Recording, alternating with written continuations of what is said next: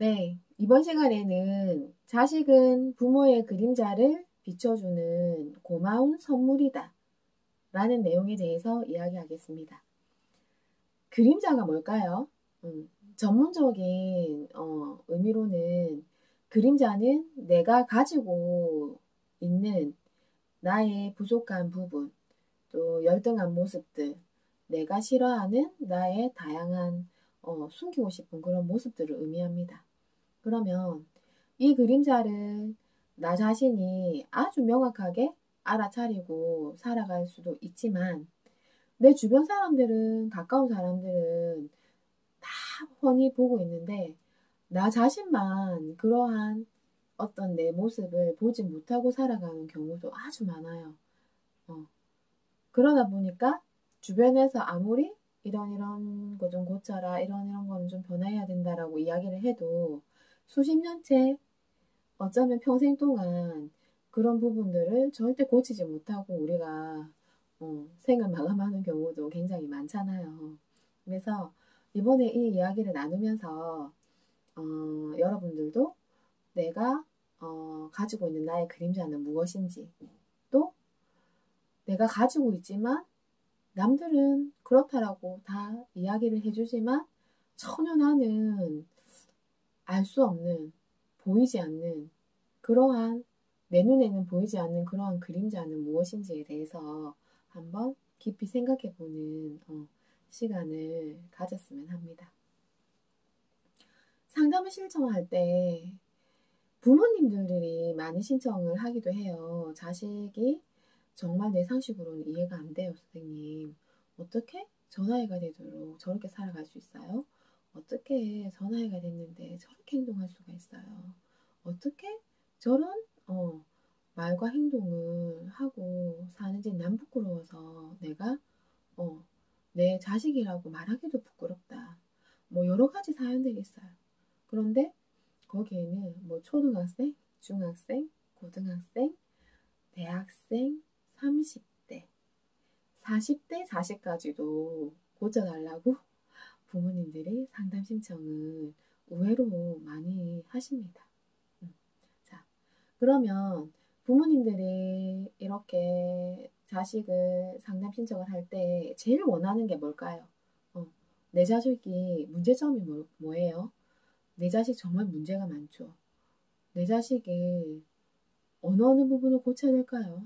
어느 부분이 변해야 될까요? 자식의 문제에 모든 포커스를 맞춰서 자식이 변해야 된다라고 믿어 의심치 않죠. 그런데 우리가 냉정하게 생각해 보면 자식은 누구를 제일 많이 닮았나요? 부모를 제일 많이 닮았어요. 평생 살아오면서 제일 많이 보고 듣고 느끼는 그 모든 존재가 부모이기 때문이죠. 나이가 어리면 어릴수록 부모의 거의 전부를 보고 스펀지처럼 쭉쭉 빨아당기면서 자식의 온 세포 하나하나에 그런 부모의 모습을, 기운을 다 새겨놨습니다. 그러다 보니까 그 부모가 가지고 있는 무의식적인 에너지, 기운, 억압된 그런 감정까지도 자식은 다 흡수를 해서 자기 세포에 고이 각인시키면서 담아놓고 살아가게 되죠. 그러다가 고등학생이 되고 사회에 점점 발을 들이면서 부모에서부터 조금씩 떨어져 나가고 이제 성인이 되고 하면서 독립을 해서 자기 생활을 하지만 그래도 자식은 자기 안에 그 수많은 기간 동안 기본적인 성향이 부모의 걸 많이 거의 대부분 복제해서 산다고 할 만큼 대물림해서 사는 경우가 많겠죠. 자, 그러면 자식한테 부모의 그림자가 어떻게 나타나는지 예를 한번 들어볼게요.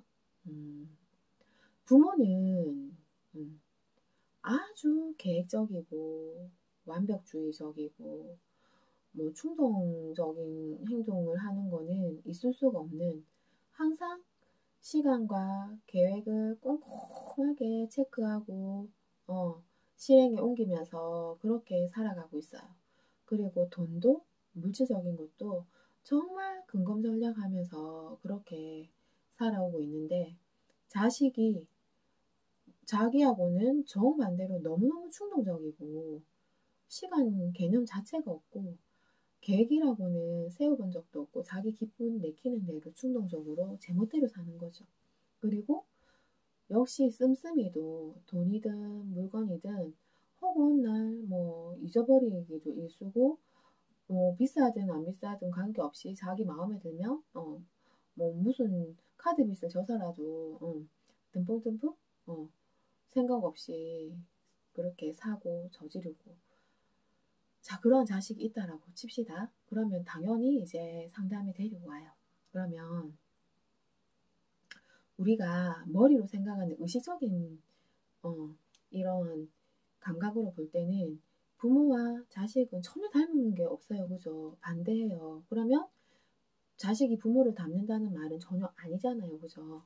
근데 무의식에서 보면 부모가 이쪽 기능을 아주 잘 쓰기 위해서는 그 반대되는 기능을 다 눌러놨겠죠. 그죠? 왜? 이렇게 살면 안 되니까 나는 지금 이렇게 완벽하고 계획적이고 야무지게 살기 위해서 그 반대되는 나의 성향들을 다 억압해 놓았다는 것이죠. 그러면 이 억압된 모든 에너지들은 꼭 다시 그거를 경험하려고 합니다. 그래서 드러나지 않을 뿐이지 죽지 않고 여기서 때를 기다리면서 그 에너지를 뿜어내면서 계속 묵묵히 내가 언제쯤 표출해서 경험할지 때를 기다리고 있어요. 자, 그러면 우리가 자녀는 어릴 때부터 부모의 모든 것을 전수받아서 살아간다고 했죠. 그러면 부모의 억압된 에너지도 자녀에게 무의식적으로 다 전달이 됩니다.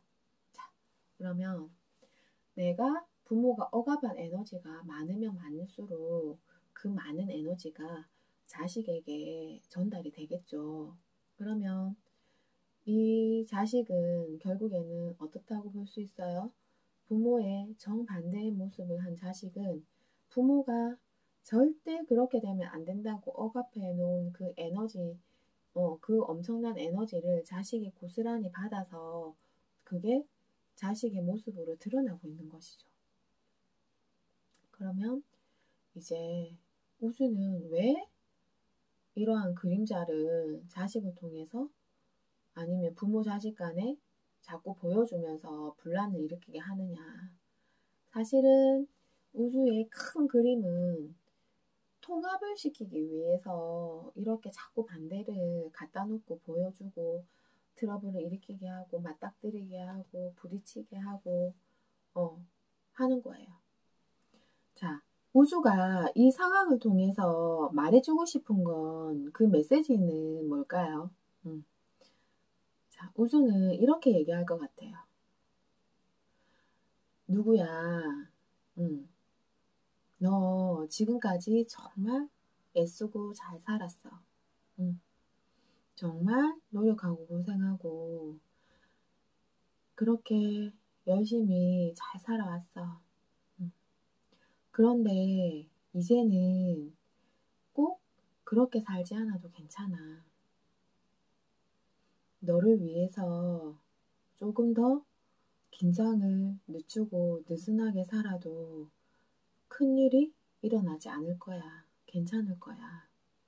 그렇게 살아도 충분할 거야. 네가 갖고 싶은 것도 좀 사보고 네가 즐기고 누리고 싶은 것도 한번 해봐. 그래도 괜찮아. 너무 아끼지 않아도 돼. 너를 위해서 그 정도 써도 괜찮아. 그리고 매번 시간 체크하면서 시간별로 그렇게 긴장하고 조급해하면서 동동거리고 살지 않아도 괜찮아. 이젠 조금 느긋하고 자유롭게 너 자신을 조금 풀어줘도 돼. 그렇게 이제 살아봐. 너무 완벽하지 않아도 돼. 네가 빈틈을 보인다고 해서 사람들이 전부 너를 비난만 하지는 않을 거야. 너가 빈틈을 보일수록 더 인간적이라고 느껴서 더 많은 사람들이 너에게 친밀감을 느낄 수도 있어. 자꾸 비난하고 무시당할 거라는 그 생각은 너의 기준일 뿐이야. 자, 이러한 모든 이야기가 이 상황 속에 나와 절대 저렇게 돼서는 안 된다는 내 자식의 모습을 보여주면서 우주는 이 상황 속에서 사실은 이 메시지를 전하고 싶은 게 아닐까 생각이 됩니다. 그러면 이제 그 부모는 자기의 그 치우친 강박적이고 완벽한 그렇게 해야만 된다고 평생을 긴장하고 살아왔던 그 기준에서 점점 나의 반대의 성향을 가진 자식의 모습을 허용하고 받아들이면서 내 기준도 함께 허물어져 가면서 내가 자꾸 이 치우침에서 이쪽 중간으로 점점 오면서 균형을 잡게 되는 것이죠. 그러면 반대로 이 자식은 어떨까요? 또 뭔가 교육과 배움을 통해서 내가 이런 부분도 괜찮지만 조금은 사회적으로 잘 기능하기 위해서는 시간, 개념을 지킬 건 지켜야 되고 또 내가 원하는 것들을 하기 위해서는 내가 뭔가 하고 싶은 그런 충동도 조금 자제할 수 있어야 되고 또 내 생활을 조금 더 계획해서 조금 더 일관되게 살 수 있게 하는 노력이 필요하구나. 또 내 자신의 내 부모의 반대되는 모습이 정말 지루하고 무묘건조하고 재미없다라고 불평불만하던 모습에서 이 모습을 조금씩 허용하고 받아들이면서 이쪽으로 치우친 자녀의 기준 또한 점점 중간으로 오게 되면서 서로 균형을 이루고 통합을 하는 과정에서 이제 한 단계의 성장이 일어나는 것이죠. 어떻게 이렇게 어떠한 의미에서 자꾸 반대로 만나는지 이제는 이해가 되시나요? 그러면 부모도 이제 무조건 내 방식이 옳고 자식만 문제야 하고 하다 보면 점점 시각이 좁아져서 자식의 문제점만 점점 크게 확대해 보이는 그런 실수를 범하지 않겠죠. 조금 더 넓게, 조금 부모답게, 조금 넉넉하게 넓은 시각에서 내 자식을 바라보면서 그냥 방치하라는 게 아니라 정말 큰 바운더리는 정해두고 여기 안에서는 자식이 조금 마음껏 게으름도 좀 피우고 조금 충동적인 행동도 하고 충동적인 지출도 해보고 지각도 해보고 그래서 뭐 다른 사람한테 싫은 소리도 들어보고 뭔가 좌절도 해보고 실수도 해보고 그러면서 이거는 좀 아닌 것 같네. 스스로 깨우쳐서 치우친 이 자세가 점점 균형을 잡을 수 있게 그 시간을 허용할 수 있는 그런 좀, 좀 넓은 품이 좀 대담한 그런 아량이 우리 부모에게는 필요하다는 생각을 합니다.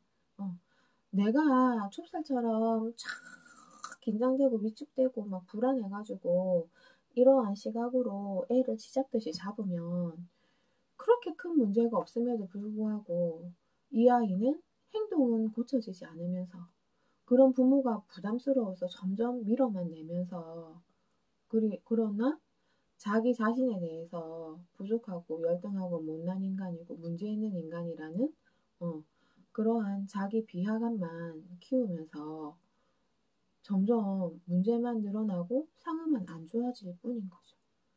자, 그러면 결국에는 자식이 바뀌어야 될까요? 부모가 먼저 바뀌어야 될까요? 먼저 변화를 시작해야 되는 쪽이 어느 쪽일까요? 이제 부모가 다시 내 기준에, 나의 편협한 기준에서 벗어나서 조금 더 넓은 시각으로 현명하게 대처하고 본인을 성장시켜 나가야 될 시점을 자식을 통해서 지금 보여주고 있는 거라고 생각하시면 됩니다.